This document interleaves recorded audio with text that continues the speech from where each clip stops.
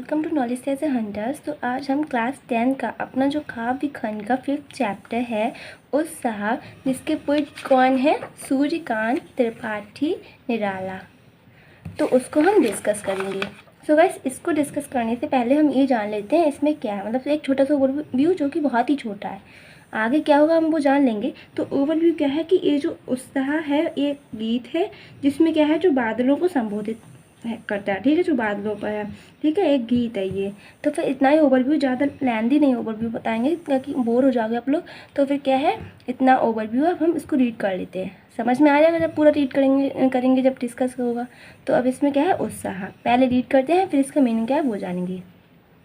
बादल गरजो, खेत खेत घोष गगन, धाराधर ओ, ललित ललित काले घुंघराले, बाल कल्पना कैसे पाले, विद्युत छवि ओज में कवि नवजीवन वाले, व्रत छिपा नूतन कविता, फिर भर दो बादल गरजो। आगे क्या है, विकल विकल उन्मन थे उन्मन, विश्व के निधात के सकल जन, आए अज्ञात दिशा से अनंत के घन, तप्त धरा जल से फिर शीतल कर दो बादल गरजो। तो अब तो हमने ये तो रीड कर लिया है, अब इसका मीनिंग क्या है उसको जानेंगे कि इसमें क्या कह रहे हैं। तो क्या है इसमें, इसका मीनिंग है, कवि बादल को संबोधित करते हुए कहता है कि हे बादल गरजो। वह पुनः कहता है कि ओ बादल, तुम अत्यधिक सघन होकर आकाश को चारों ओर से घेर लो, अर्थात उमड़ उमड़ कर चारों तरफ छा जाओ।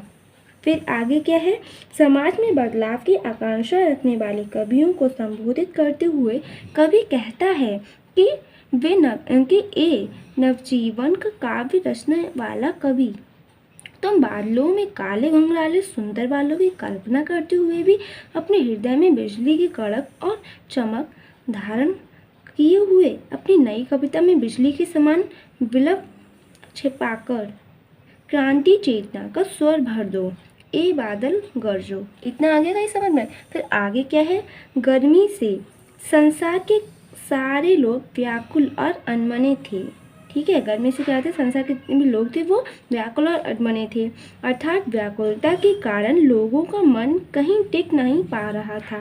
कवि कहता है कि ये अज्ञात दिशा से आए हुए अंतहीन बादल जलती हुई धरती को जल से ठंडा कर दो, ये बादल गरजो। फिर आगे है, भाव यह है कि कवि बादल के माध्यम से सामाजिक क्रांति का आहन करने वाले कवियों से अपनी कविता में बिजली की कड़क के समान क्रांतिकारी स्वर भरने को कहता है। फिर क्या है, साथ ही कवि बादलों से यह आह्वान भी किया है कि वे बरसकर पीड़ित प्यासे जन की आकांक्षा को पूरा करें। तो ये था हमारे पूरे इसका मीनिंग कि इसमें क्या कहा जा रहा है, क्या हो रहा है। तो ये तो हमने पूरा मीनिंग पढ़ लिया, अब हम आगे क्या है उसको रीड करेंगे गाइस। तो आगे क्या है, आगे इसकी ए वाला है, यहाँ से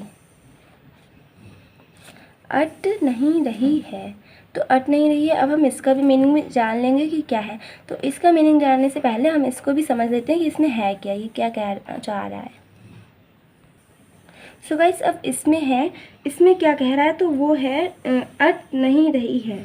तो अब इसमें पढ़ लेते हैं कि क्या कहना चाह रहा है। तो इसमें है, अट नहीं रही है निराला की श्रृंगार और छंदबंद रचना। ये क्या है, रचना है एक छंदबंद। इसमें कवि ने फागुन के अप्रतिम सौंदर्य को चित्रात्मक शब्दों में दर्शाया। इतना ही रखेंगे, ओवरव्यू ज़्यादा नहीं है, लेंदी नहीं करेंगे क्योंकि बोर हो जाएंगे फिर हम इसको डिस्कस करेंगे। तो इतना ही ओवरव्यू था, सबको समझ में आ गया क्या है, एक छंदबंद रचना है जिसमें क्या है, कवि ने फागुन के अप्रतिम सौंदर्य को चित्रात्मक शब्दों में दर्शाया है। तो अब हम इसको डिस्कस कर लेते हैं क्या है। फर्स्ट रीड, तो क्या है, अट नहीं रही है आभा फागुन की तन, सट नहीं रही है, कहीं सांस लेते हो घर घर भर देते हो, उड़ने को नभ में तुम पर पर कर देते हो, आँख हटाता हूँ तो हट नहीं रही है, पत्तों से लदी डाल कहीं हरी कहीं लाल, कहीं पड़ी है उड़ में गंध यहाँ से गंध मंद गंध पुष्पमाल, पाठ पाठ शोभाश्री पढ़ नहीं रही है। तो ये तो हमने पूरा रीड कर लिया। अब इसका मीनिंग जानेंगे कि क्या है इसका मीनिंग। इसका मीनिंग है फागुन के सौंदर्य का वर्णन करते हुए कवि कहता है, इसमें क्या कह रहा है, कवि कह रहा है कि मतलब फागुन का सौंदर्य के वर्णन में करते हुए कवि क्या कहना चाहता है, अब हम उसको डिस्कस करेंगे। तो वो क्या कहता है कि फागुन की सुंदरता समा नहीं पा रही है, फागुन की कांति शरीर में सट नहीं पा रही है। ठीक है, फिर आगे है, कवि फागुन को संबोधित करते हुए कहता है कि तुम कहीं भी सांस लेकर उससे हर घर को भर देते हो। फिर है, तुम आकाश में उड़ने के लिए शरवट पंख कर देते हो। मैं आँख हटाता भी हूँ तो वह हट नहीं पा रही है। हो गया इतना। फिर आगे है, कवि के कहने का भाव यह है कि फागुनी हवा की मादकता से धरती का कोना कोना भर जाता है। प्रकृति की सुंदरता से मन उल्लसित होकर कल्पना के आकाश में उड़ने लग जाता है। फिर है, सौंदर्य को निहारती आंखें हटाए भी नहीं हट पाती हैं। कभी आगे कहता है, अब कभी आगे क्या कह रहा है वो है, कभी फिर आगे कह रहा है कि पेड़ों की डालियां पत्तों से भर गई हैं, कहीं हरे पत्तों की अधिकता के कारण डालियां हरी हो गई हैं, तो कहीं नए पत्तों जो नए पत्ते होते हैं वो कि जो नए पत्ते हैं उनकी डालियां कैसी हैं, तो कहीं नए पत्तों की लालिमा के कारण डालियां लाल हो गई हैं। तो क्या कह रहा है इसमें, हरे पत्तों की अधिकता के कारण जो डालियां हैं वो हरी हो गई हैं, और तो कहीं क्या हो रहा है कि जो नए पत्ते हैं उनकी लालिमा के कारण डालियां लाल हो रही हैं। फिर आगे है, कहीं फूलों से ही भर जाने के कारण लगता है कि उनके गले में भीनी भीनी सुगंध से परिपूर्ण फलों की माला पड़ी हुई है। फिर आगे है,